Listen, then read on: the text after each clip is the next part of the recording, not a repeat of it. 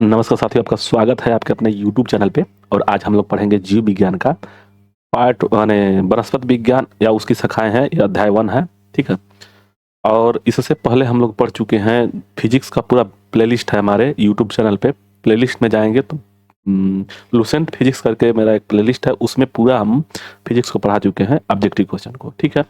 अब उसी को आगे बढ़ाते हुए हम लोग चलते हैं वनस्पति विज्ञान या जीव विज्ञान को पढ़ेंगे। ठीक है। तो एक और चीज़ है, एक चीज़ ये है कि आप लोग एग्जाम दिए होंगे एलएपी का, आरपीएफ एसआई का, ठीक है, टेक्नीशियन का। तो हो सकता है कि किसी का अच्छा नंबर आया हो, किसी का अच्छा थोड़ा सा कम नंबर आया हो। एक बात याद रखिएगा, उसका एक कहानी है। एक मैंने बात कहना चाहता हूँ कि कोई आपको धोखा दे, यह उसकी गलती है। मैंने पहली बार अगर कोई धोखा दे तो उसकी गलती है, और वही इंसान अगर आपको 2 बार धोखा दे तो यह आपकी गलती है। इसका मतलब ये है कि आप जब एग्जाम में बैठते हैं पहली बार तो ये लगता है कि हम लोग सब कुछ जानते हैं। तो जब एग्जाम देते हैं तो समझ में आता है कि हमारा इतना नंबर आया, तो समझ लीजिए कि दूसरी बार हमको ज़्यादा मेहनत करना होगा। अगर दूसरी बार गलती कर रहे हैं तो ये आपकी गलती है। वही समझाना चाहते हैं कि इस बार एनटीपीसी का है, 10+2 है, ग्रेजुएशन लेवल है, और एलएपी का सेकंड पेपर भी होगा। तो हो सकता है कि ये भी हो, ग्रुप डी भी है। तो साथ में कोशिश ये करिए कि अच्छे से तैयारी कीजिए और कहीं ना कहीं सिलेक्शन ले लीजिए। चलिए आगे बढ़ते हैं, बकवास ज़्यादा नहीं, आगे।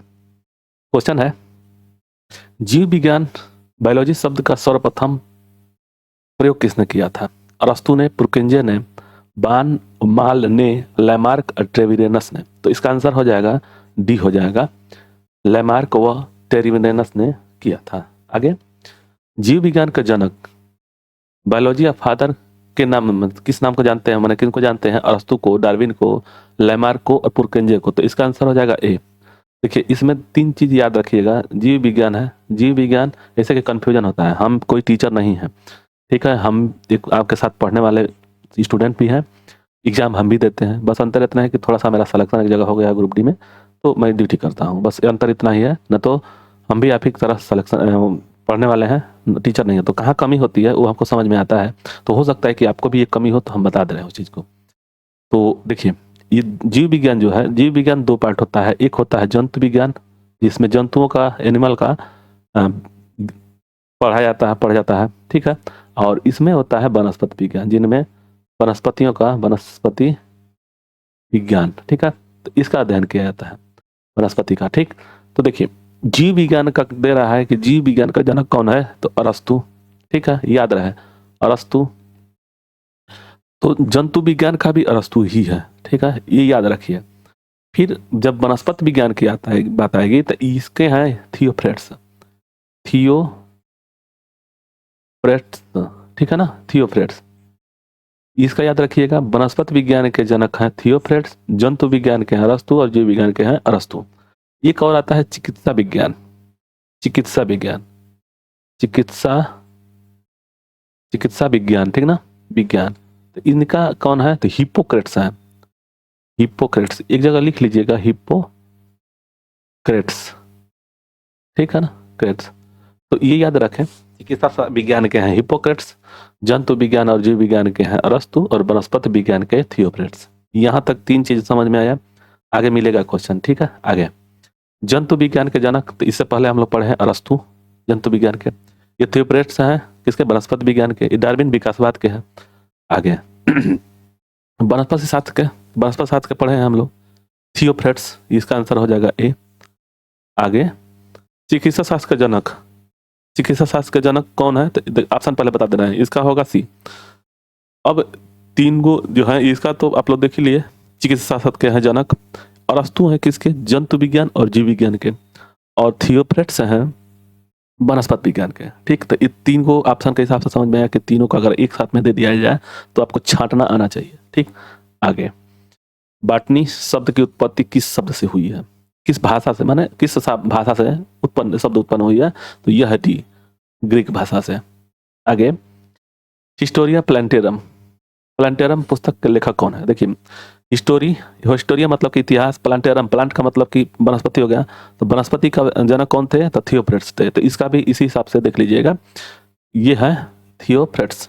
तो इसका आंसर हो जाएगा थियोफ्रेट्स। तो ऑप्शन में देखिए चारों लोग हैं, अरस्तु हैं, तो अरस्तु का तो जान ही गए, थियोफ्रेट्स का, हिप्पोक्रेट्स का, डार्विन का विकासवाद है। ये तीनों लोगों को जान गए, चारों लोगों का, ठीक। चलिए देखिए इसी तरह से पढ़ने से ज़्यादा फायदा होगा, जितना अधिक से अधिक हम लोग पढ़ेंगे तो समझ में आएगा। ठीक है, देखिए चिकित्सा शास्त्र के विद्यार्थियों को शपथ दिलाई जाती है। किसकी शपथ दिलाई जाती है इसमें? तो जब चिकित्सा शास्त्र के जनक कौन है, हिप्पोक्रेट्स है, तो उन्हीं का शपथ दिलाया जाता है। तो ये हो जाएगा 9 का डी। आगे, वह विज्ञान जिसका संबंध जीवधारियों के अध्ययन से होता है कहलाती है। जीवधारी, याद रहे जीवधारी मतलब कि जीवों का अध्ययन जब किया जाएगा तो वो हो जाएगा जीव विज्ञान। तो इसका आंसर हो जाएगा 10 का डी। देखिए 11 नंबर क्वेश्चन है कि फाइकोलॉजी में किसका अध्ययन किया जाता है? तो इसका आंसर देखिए बता दे रहे हैं, आंसर ए होगा। इसका फाइकोलॉजी का सवाल होता है। दो चीज याद रखिएगा इसमें कंफ्यूजन होता है। माइको फाइको में अंतर होता है। तो देखिए यहाँ पे इसका है फाइकोलॉजी, पीएस से है। इसका होता है माइटोलॉजी, माइकोलॉजी होता है, माइको COLOGY, माइकोलॉजी। ठीक, तो इन दोनों में कंफ्यूजन होता है। जैसे कि हमसे कंफ्यूजन होता है तो हो सकता है आपका भी तो बता दे रहा है। कवक का माइको ये याद रखिए। कवक का माइको तो सवाल का फाइको, सवाल का फाइको तो कवक का माइको, ये याद रहे। तो इसका आंसर मान लीजिए इसका हो गया सवाल फाइकोलॉजी में। पारिस्थितिकी जो होता है वह पर्यावरण का अध्ययन किया जाता है। पारिस्थितिकी में विषाणु का वायरोलॉजी होता है। ठीक, आगे देखिए वह दिया था यहाँ पे 12 नंबर क्वेश्चन है कि पर्यावरण का अध्ययन जीव विज्ञान की किस शाखा के अंतर्गत किया जाता है? जीव विज्ञान, ये याद रहे कि जीव विज्ञान जीवों से अध्ययन है। तो यहाँ पे देखिए आंसर कौन सा हो जाएगा? 12 का पर्यावरण का अध्ययन जीव विज्ञान के अंदर किसके अंतर्गत किया जाता है? पर्यावरण है, ये पर्यावरण का जीव विज्ञान, तो पारिस्थितिकी हो जाएगा सी। 12 का हो जाएगा सी। आगे बढ़ते हैं। 13 नंबर क्वेश्चन है कि फूलों के संवर्धन में विज्ञान को क्या कहलाता है? विज्ञान को क्या कहलाता है? तो फिनोलॉजी, फ्लोरिकल्चर, एग्रोनोलॉजी और बटनी। तो इसका फ्लोरिकल्चर होता है। फ्लावर में फूल होता है तो याद रहे फ्लोरिकल्चर होता है। एक और होता है, ठीक है ना, आगे मिल जाएगा। डेंड्रोलॉजी, डेंड्रोलॉजी क्या होता है? पुष्पों का अध्ययन, वृक्षों का अध्ययन, झाड़ियों का अध्ययन और पौधों का अध्ययन। तो डेंड्रोलॉजी जो होता है वो होता है यहाँ पे दिया हुआ डेंड्रोलॉजी का ऑप्शन में है पुष्पों का, तो पुष्प का तो नहीं होगा, ठीक है। पुष्पों का अध्ययन होता है, एंथोलॉजी होता है पुष्पों का, ठीक है ना। तो आगे हम लोग जब इसको देखेंगे डेंड्रोलॉजी, तो डेंड्रोलॉजी वृक्ष और झाड़ियों का होता है। वृक्ष और झाड़ियों का, तो इसका आंसर सी हो जाएगा। झाड़ी का वृक्ष दिया हुआ है, ठीक है ना, तो वृक्ष और झाड़ियों का होता है, इसका आंसर सी हो जाएगा। आगे पुष्पों का अध्ययन कहलाता है पुष्पों का एंथ्रोलॉजी, एग्रोस्टोलॉजी, फोनोलॉजी, पॉलिनोलॉजी। तो इसका एंथ्रोलॉजी होता है पुष्पों का अध्ययन जो होता है। पुष्पों का अध्ययन कहाँ होता है? तो एंथ्रोलॉजी में होता है, एंथ्रोलॉजी में। तो इसका आंसर ए हो जाएगा। आगे जीवाश्म वनस्पति विज्ञान का अध्ययन, जीवाश्म वनस्पति का अध्ययन, देखिए अस्थियों का, जीवाश्मों का, प्राइमेट्स का, पक्षियों का, तो ये जीवाश्म हो जाएगा। जीवाश्म वनस्पति का जीवाश्म में, तो 16 का हो जाएगा, 16 का बी, आंसर बी। आगे वनस्पति संवर्धन में संबंधित विज्ञान की शाखा को क्या कहते हैं? फ्लोरिकल्चर, तो ये तो पुष्पों का हो गया। एग्रीकल्चर कृषि का हो जाएगा। ओलोरिकल्चर और हॉर्टिकल्चर, तो इन दोनों में से देखिए हॉर्टिकल्चर और ये हो गया ओलोरिकल्चर, तो इसका आंसर हो जाएगा 17 का डी, हॉर्टिकल्चर, वनस्पति का हॉर्टिकल्चर, ठीक है। आगे जीवों एवं वातावरण का अंतर अभिक्रिया से संबंधित जीव विज्ञान की शाखा कहलाती है। पादप, भूगोल, पारिस्थितिकी, कार्यकी, अनुवांशिकी, तो ये हो जाएगा 18 का बी हो जाएगा, पारिस्थितिकी। आगे वनस्पति विज्ञान की वह शाखा जिसमें शैवालों का अध्ययन किया जाता है, ये हम लोग अभी पढ़े हैं जो इससे पहले, वनस्पति विज्ञान में शैवालों का अध्ययन, ठीक। तो शैवालों का अध्ययन क्या है? फाइकोलॉजी, तो इसका आंसर हो जाएगा ये। अगर कवकों का अगर पूछ दिया ये वाला तो कवकों का हो जाएगा, कवक का, ठीक है ना, कवक का अध्ययन। तो कवकों का माइको और फाइकोलॉजी होगा शैवालों का, तो 19 का हो जाएगा सी। आगे सिल्वीकल्चर, वनस्पति विज्ञान की वह शाखा है जिसमें वर्णन होता है। सिल्वीकल्चर में किसका होता है? तो ऑप्शन में दिया हुआ कि शैवालों के संवर्धन का, वन के विकास का, सिलिसिफाइड पादपों का और कवकों के संवर्धन का। तो इसका आंसर हो जाएगा 20 का बी हो जाएगा, वन के विकास का, सिल्वीकल्चर वन का विकास, ठीक। आगे स्पर्मोलॉजी में किसका अध्ययन किया जाता है? तो स्पर्म मतलब बीज होता है, बीज स्पर्म, तो इसका आंसर हो जाएगा ए, बीजों का, ठीक। आगे एग्रोस्टोलॉजी का अध्ययन तेल बीज का, फसलों का, घासों का, फलों का, तो इसका आंसर कौन सा होगा? इसका आंसर हो जाएगा सी, घासों का। एग्रो है घास का, तो एग्रोस्टोलॉजी याद रहे।